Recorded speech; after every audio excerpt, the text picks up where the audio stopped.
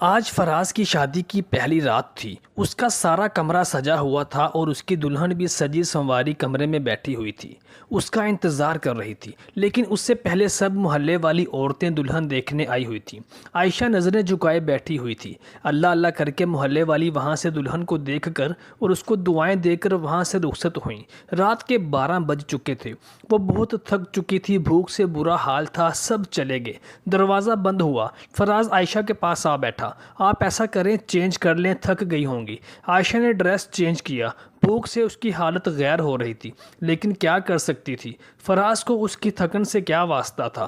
وہ محبت بھری باتیں کرنا کہاں چاہتا تھا؟ وہ تو نئی نویلی دلہن پر اپنی مردانگی کا رعب ڈالنا چاہتا تھا۔ وہ بولا، مجھے تماشے پسند نہیں، میری باتیں کان کھول کر سن لو۔ میں بار بار یہ باتیں نہیں بولوں گا۔ گھر کے سارے کام تمہارے ذمے ہیں، کھانا بنانے سے لے کر جھاڑو صفائی تک سب کام تمہارے ذمے ہیں۔ سن رہی ہو نا؟ عائشہ نے ہاں میں سر ہلایا۔ وہ سوچ رہی تھی کہ کوئی گفٹ دے گا، کوئی محبت بھری بات کرے گا، لیکن اس کو عائشہ سے کام کروانے کی فکر تھی۔ شادی کے دن گزر گئے، ہاتھ میں جھاڑو، مقدر میں کچن لکھ دیا گیا۔ عائشہ کی جیٹھانی اس کی رشتہ دار تھی اور اس نے اس کی شادی اس گھر میں کروائی تھی، لیکن اس کی شادی کیا کروائی تھی، اس کو اس عذاب میں دھکیل دیا تھا۔ عائشہ کی ماں سوتیلی تھی، وہ اس پہ بے حد ظلم کیا کرتی تھی۔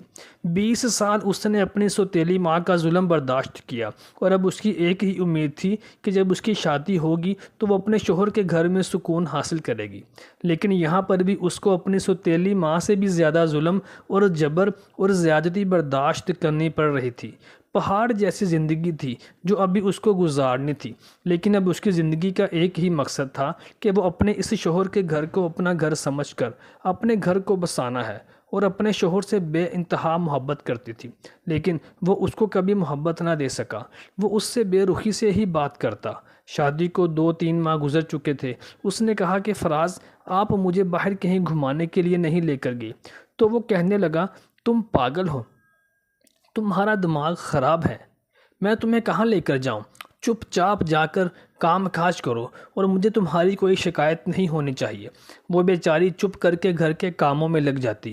اس کا شوہر 36 سال کا تھا اور وہ 20 سال کی تھی، لیکن پھر بھی وہ چاہتی تھی کہ وہ اپنے اس گھر کو بسانے میں کامیاب ہو جائے۔ صبح فجر کی نماز سے پہلے جاگ جاتی، ناشتہ بناتی، سب کے لیے ناشتہ بنانا اس کے ذمہ تھا، لیکن وہ اپنے درد کسی کے اوپر عیاں نہ ہونے دیتی، بس وہ اپنا گھر آباد کرنا چاہتی تھی۔ اکثر تھکاوٹ سے وہ برتن نہ دھو پاتی یا جھاڑو وقت پر نہ لگا پاتی تو اس کو اپنی ساس کی باتیں سننی پڑتی، اور وہ اپنے لبوں کو سی کر ہر طعنہ برداشت کر لیتی تھی۔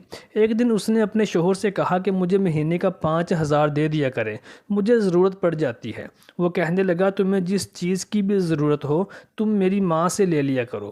جب اس کی ماں سے کسی ضرورت کی بات کرتی تو اس کو ڈانٹ دیتی۔ وہ کبھی کبھی اپنے شوہر سے کہتی کہ آپ مجھ سے پیار سے بات نہیں کرتے، دیکھیں آپ کی سالگرہ تھی تو میں نے مہندی سے اپنے ہاتھ پر آپ کا نام لکھا ہے۔ وہ اس کے ہاتھ کو دیکھتا ہے، اس پر اپنا نام لکھا ہوا دیکھتا اور دل ہی دل میں کہتا کہ کیا پاگل میرے پلے پڑ گئی ہے۔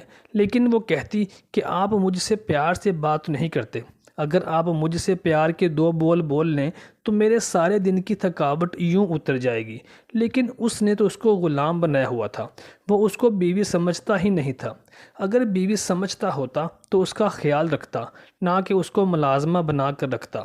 کچھ دنوں کے بعد ان کے گھر میں کام شروع ہو گیا، وہ اپنے گھر کو نیا بنانے لگے۔ تو فراز نے عائشہ سے کہا کہ آج رات اینٹیں آ جائیں گی، ہماری مدد کرنا اور اینٹیں اٹھا اٹھا کر گھر میں پھینکنا۔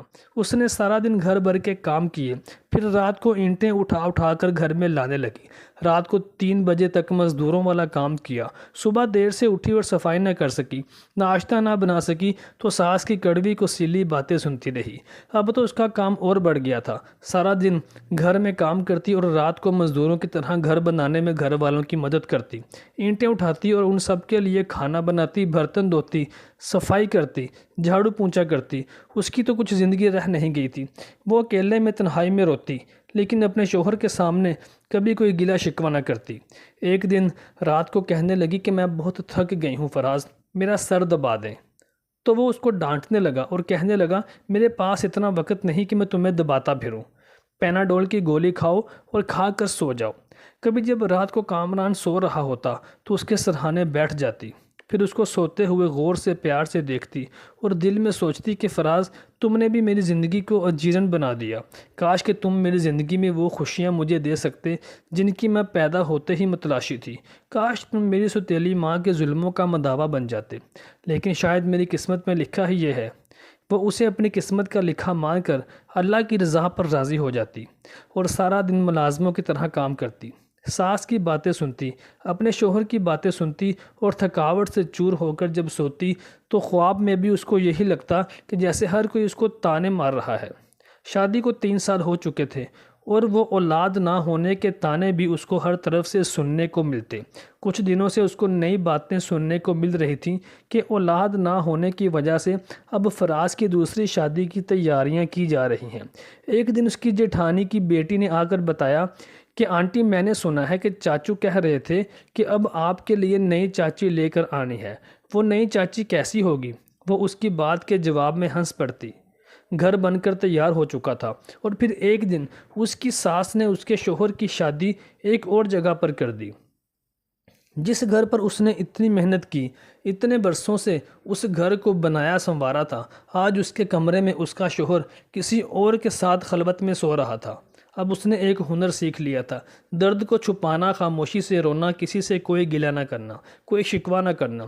وہ واپس پلٹ کر دیکھتی تو اس کی سوتیلی ماں تھی جو اسے کبھی قبول نہ کرتی، اور اس کے سامنے اس کے شوہر کی دوسری شادی تھی۔ اس کا شوہر بھی اس کو کسی بھی وقت گھر سے دھکے دے کر نکال سکتا تھا۔ کچھ دنوں کے بعد فراز اپنی دوسری بیوی کو گھمانے کے لیے مری لے گیا تو وہ حسرت بھری نگاہوں سے ان کو دیکھتی ہی رہ گئی، لیکن ایک دیمک درد اس کو اندر سے کھائے جا رہا تھا۔ گھر کے کام کی تھکاوٹ، رات کی تنہائیاں، درد، بے پناہ لاپرواہی۔ نئی دلہن کو سب بہت پیار کرتے تھے، لیکن عائشہ ایک کونے میں پڑی رہتی، شاید موت اس کے قریب آ گئی تھی۔ پھر ایک رات وہ کمرے میں سوئی ہوئی تھی، شاید آج وہ درد برداشت نہیں کر پا رہی تھی۔ اس کے سر کا درد اس قدر شدید تھا کہ وہ دونوں ہاتھ اپنے سر پر رکھ کر چیخنے لگی، لیکن سب اپنے اپنے کمروں میں جا کر سو چکے تھے۔ وہ درد اتنا شدید تھا کہ وہ برداشت نہ کر پائی۔ وہ اپنے شوہر کو آوازیں دیتی رہی، لیکن وہ اپنی بیوی کے ساتھ کمرے میں سو رہا تھا۔ وہ زمین پر گر گئی، تڑپنے لگی، نہ جانے کتنی آوازیں دیں، لیکن کسی نے اس کی آواز نہ سنی، اور آخر وہ سکون کی نیند سو گئی۔ وہ دنیا کو چھوڑ گئی۔ صبح اس کی ساس گالیاں دے رہی تھی کہ یہ آج بھی نہیں اٹھی ناشتہ بنانے کے لیے۔ ادھر سے فراز نے آواز دی کہ امی عائشہ سے کہیں کہ ہمارا ناشتہ ہمارے کمرے میں بھیج دے۔ ماں نے پھر گالی دی اور کہنے لگی کہ وہ سو رہی ہے، ابھی تک سو رہی ہے، اسے کوئی نہ جگائے۔ دوپہر کا وقت ہو رہا تھا، سب اپنے اپنے کاموں میں مصروف تھے، لیکن ابھی تک عائشہ کے کمرے سے کوئی جنبش نہ ہوئی تھی۔ وہ کمرے سے باہر نہیں آئی تھی۔ آخر ساس کمرے میں گئی، دیکھا عائشہ اوندے منہ زمین پر پڑی ہوئی تھی۔ ساس نے شور مچا دیا، سب اکٹھے ہو گئے، دیکھا تو وہ مر چکی تھی۔ اس کی لاش کو چارپائی پر ڈالا گیا، اس کی آنکھوں میں ابھی بھی آنسو چمک رہے تھے۔ ان لوگوں نے اسے دفنا دیا، اس کا جنازہ ہوا، لیکن کوئی آنکھ نہ روئی۔ ایک دن اس کے کمرے کی صفائی کرتے ہوئے فراز کی دوسری بیوی نے دیکھا کہ کچھ رپورٹس اور دوائیاں ہیں۔ اس کے کمرے میں وہ دیکھ کر حیران ہو گئی کہ عائشہ کو برین ٹیومر تھا۔ وہ ایک ڈائری بھی لکھ رہی تھی، یہاں وہ اپنے درد لکھا کرتی تھی۔ اس کے کچھ جملے تھے کہ فراز مجھ سے روٹھا روٹھا رہتا ہے، میری طرف دیکھتا ہی نہیں۔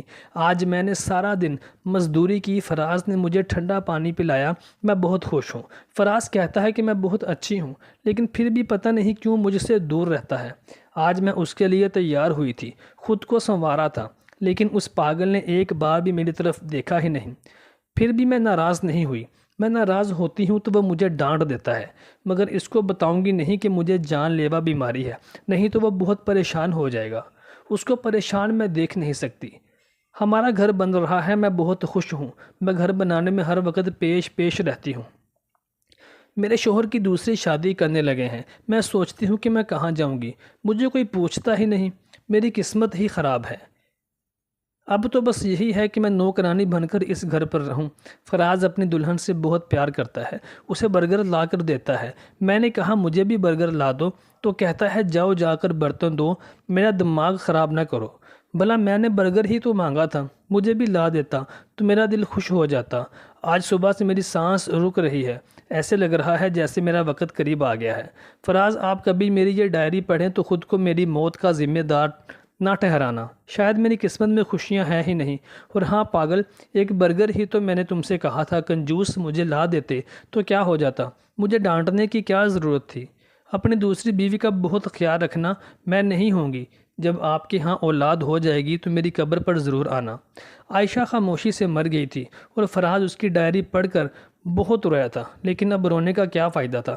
وہ بیچاری نہ جانے کتنا روئی تھی۔ اس کی قبر پر قدموں کی طرف بیٹھ کر معافی مانگنے لگتا، لیکن اب معافی مانگنے سے کیا ہوتا؟ نہ وہ واپس آ سکتی تھی، نہ اسے معاف کر سکتی تھی۔ محترم دوستوں، ایسی نہ جانے کتنی ہی عائشہ ہیں جو ہمارے ارد گرد اس ظالم سماج کی بینٹ چڑھ رہی ہیں، اور کتنی ہی عائشہیں ایسی ہیں جو ہمارے ارد گرد بستی ہیں، لیکن ہم ان کو دیکھ کر اپنی آنکھیں بند کر لیتے ہیں۔